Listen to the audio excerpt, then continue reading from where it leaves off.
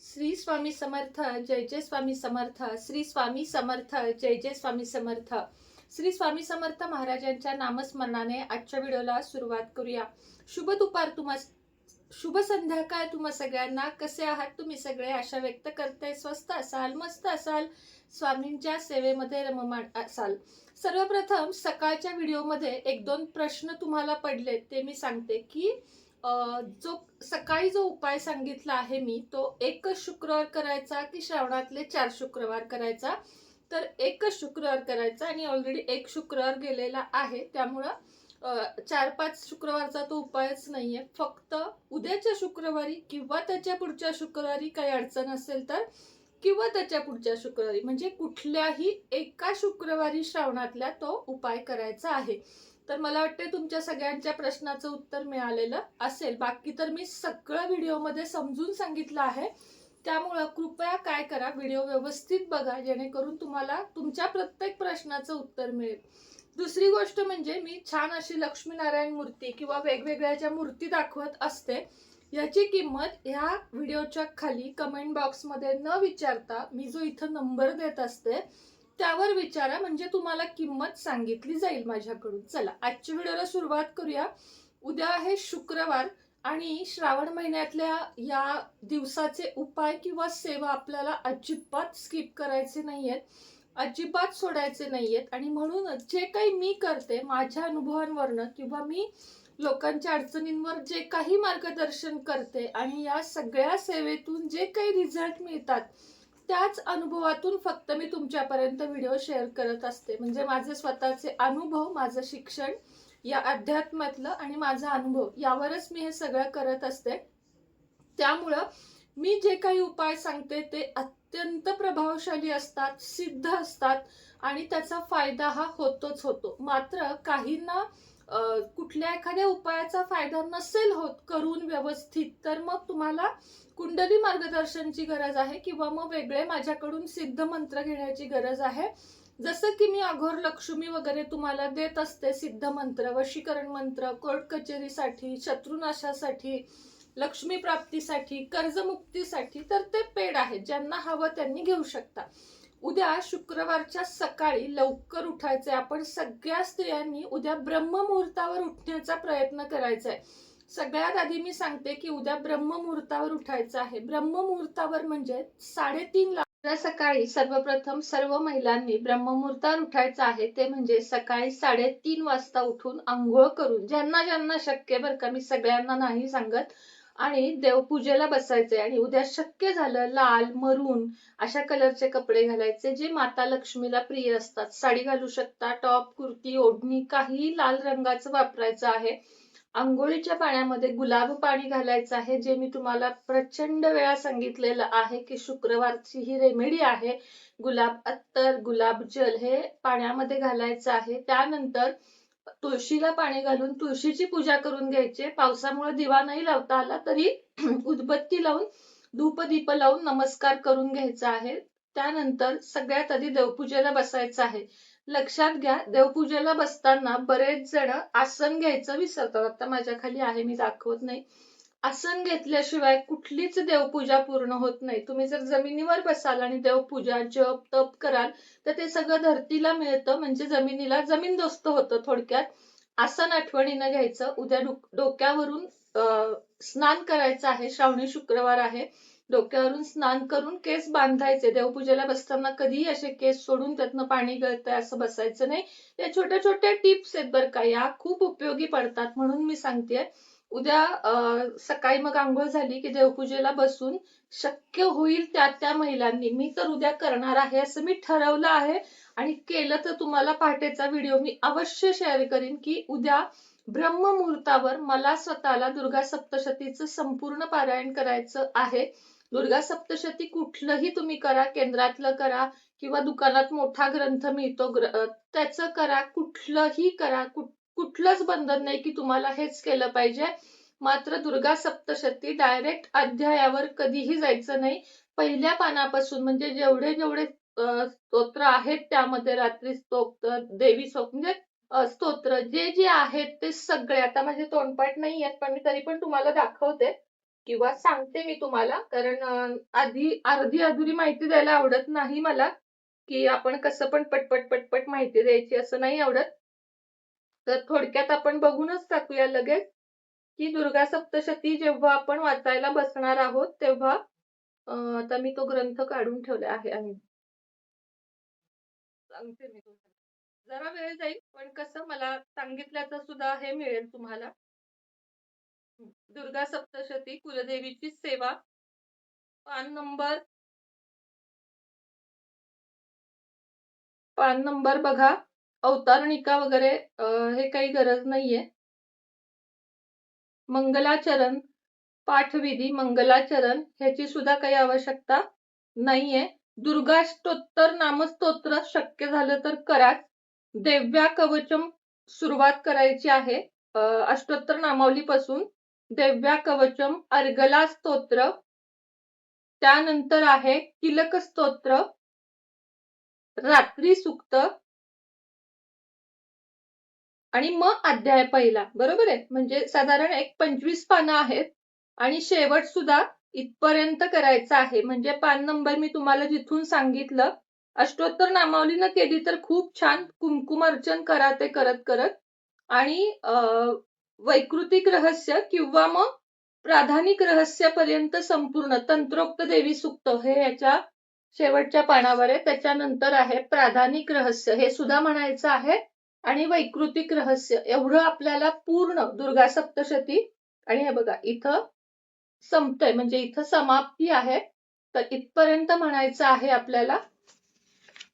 आणि याची सगळी माहिती आहे ना ह्याच्या पहिल्या पानावर आहे. आणि सगळ्यात शेवटी क्षमा प्रार्थना स्तोत्र खूप गरजेचं आहे.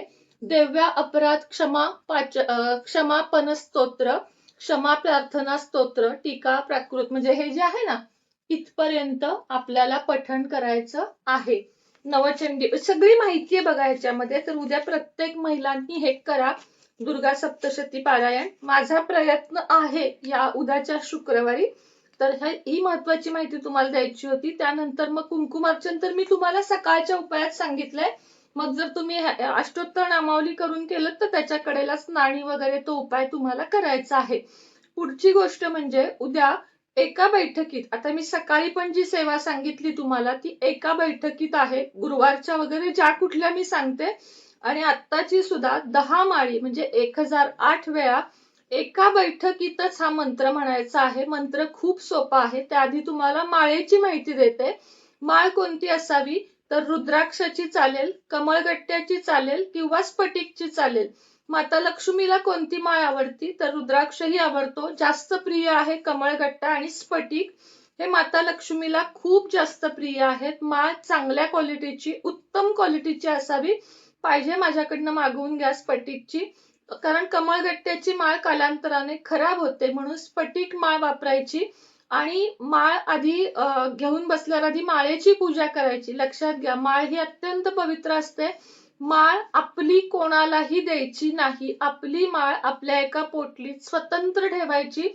त्यामध्ये एक कापराचा खडा आणि पोटलीला कायम अत्तर लावून ठेवायचं. कारण मी बघते अशा कुठेही अडकवलेल्या असतात लोकांच्या माळा. नाही, माळ नेहमी झाकलेली असावी.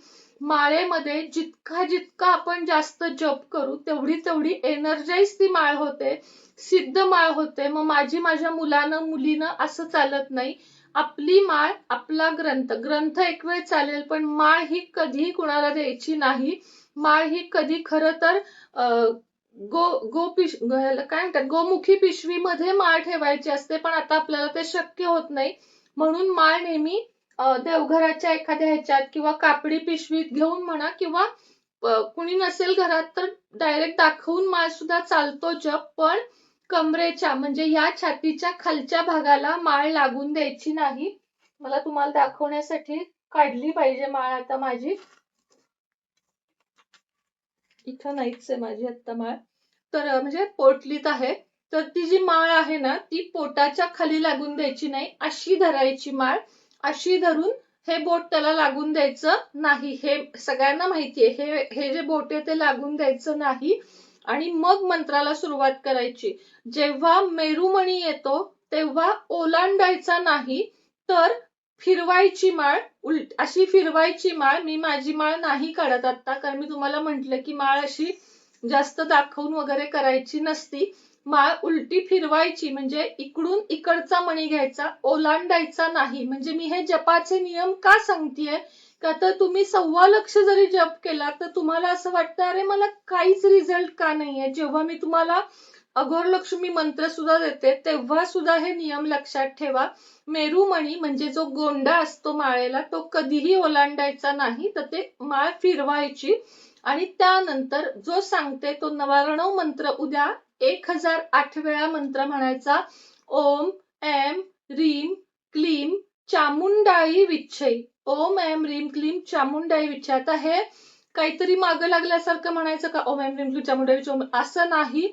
मी हे व्हिडिओज बघते बर का, म्हणून मी तुम्हाला सांगते की बऱ्याच स्त्रियांकडून कळत न कळत या चुका होतात. नाही, तुम्ही परमेश्वराला 10 मिनिट द्या, पण ते शांततेत द्या. हा जो जप आहे तो सकाळच्या ब्रह्ममुहूर्ताच्या वेळेत करण्याचा प्रयत्न करा.